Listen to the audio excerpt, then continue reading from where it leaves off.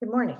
Today I am going to talk to you about how to solve Boyle's law and Charles' law problems. You should have already taken notes on this. If you want, you can open up the slides, the gas law slides, which has a lot of the same information I'm about to talk about.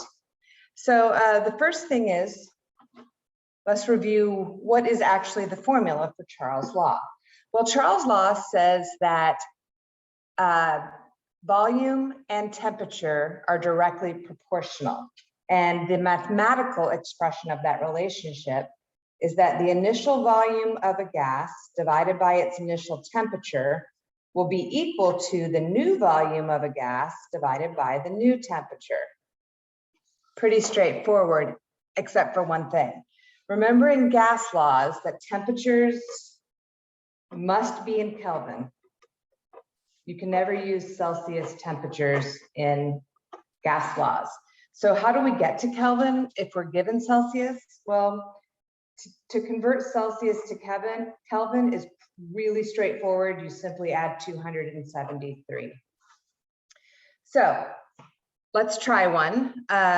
Remember, we have dealt with volumes and temperatures before. Volumes are typically in what unit? Liters. And then temperatures will be given either in Celsius or Kelvin. If they're Celsius, we'll have to change them to Kelvin. So let's look at a problem. A gas has a temperature of 120 degrees Celsius and 1.4 liters. What is its new volume if the temperature is increased to 240 degrees Celsius?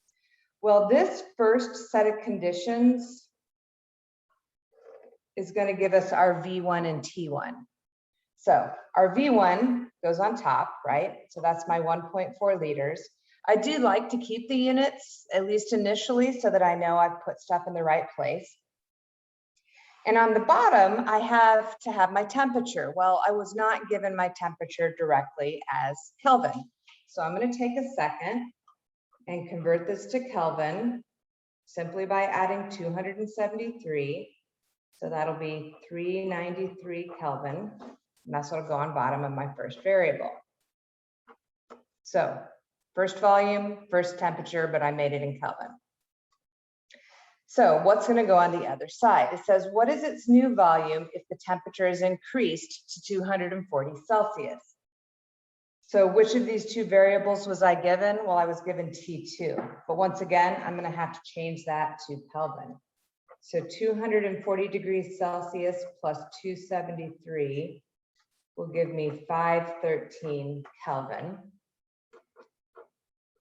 which will go on the bottom of my second value. And then of course, V2 is what I don't know. So at this point, in order to finish solving, I'm going to cross multiply and divide.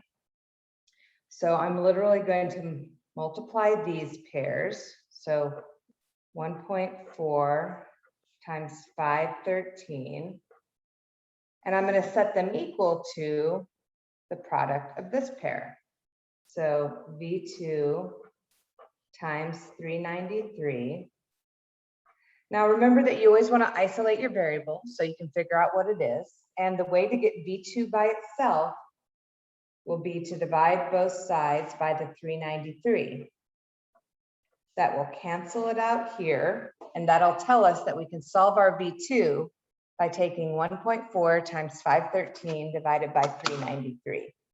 So 1.4 times 513 divided by 393 gives me, well, let's see, I only have 2 sig figs based on that volume. So V2 is going to be 1.8 liters. That's what I got when I did the math for this. So what I'd like you to do is to try the next 3 on your own. You'll see I've got the answers written down so you can check them. I will need to see how you set it up and solved it. Remember, what do we do if it's in Celsius? We have to add 273. Notice that in question 2, it's already in Kelvin, so you won't have to add. And then lastly, on the third one, they're telling you that you're taking the volume to standard temperature. So look back on slide 3, and that temperature, that standard temperature, that will be your T2. That's what you're going to use for T2. So pause and go ahead and solve those for me, and then come on back. So hopefully you were able to get those answers. The next law we're going to look at is called Boyle's law. And Boyle's law says that pressure and volume are inversely proportional. So we express that mathematically, saying the initial pressure of a gas times its initial volume will be equal to the new pressure times the new volume. As one goes up, the other goes down by the same factor. That's what inversely proportional means. So let's look at a Boyle's law problem. The only thing that's a little different about Boyle's law, we've been dealing with volumes. Those will always typically be in liters. We haven't been dealing with pressures in this class previously.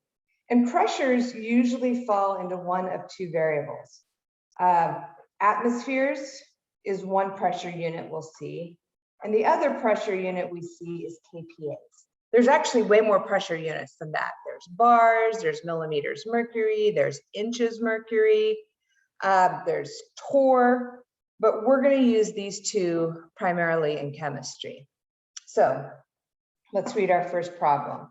A gas has a volume of 2.5 liters and 2.75 atmospheres. That's going to be my initial conditions, right? So let's go ahead and put that into P1, V1. Well, what is my, I'll just go ahead and rewrite that here so we can kind of see where we're plugging things in. So what's my P1? Well, the unit for pressure is atmospheres, so my P1 is 2.75 atmospheres. As I mentioned, I like to keep the units initially just so I can kind of see how they correspond to the variables. V1 is going to be the 2.5 liters. So it says, what is the new pressure? Okay, so we don't know P2. If the volume is decreased to 1.25 liters, so that's going to be our V2. Notice I kept the two that were paired together for my initial conditions, and then the new volume became my V2. So this is pretty straightforward to solve, right? I'm simply going to divide both sides by 1.25 to isolate my P2 variable. Notice that my volume did what? It dropped by half, so I'll expect my pressure to double.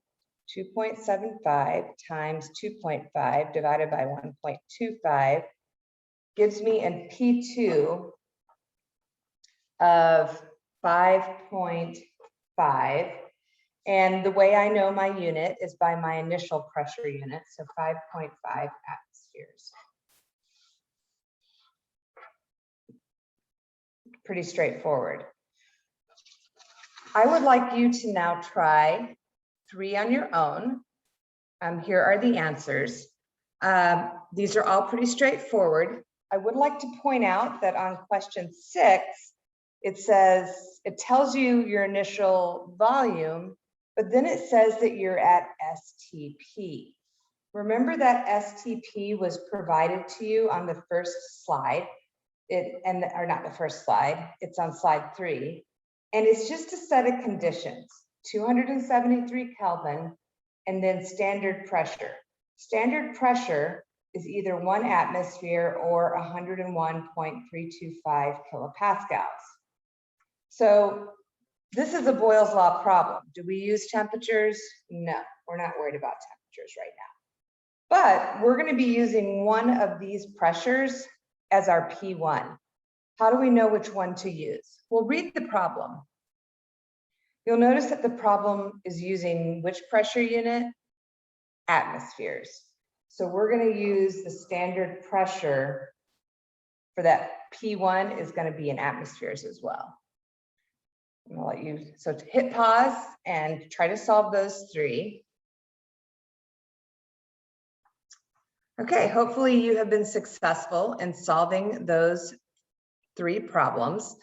I've given you two last problems. One is Boyles, one is Charles. So see if you can set them up and solve them. Don't forget, if you're given a temperature in Celsius, you'll have to convert it to Kelvin. Once you have attempted these and indicated your answers, go ahead and either submit if you've been writing directly into the document, or upload images of your work if you were doing it on your own paper. Good luck, and we can go over any of these in class if you get confused. Thank you.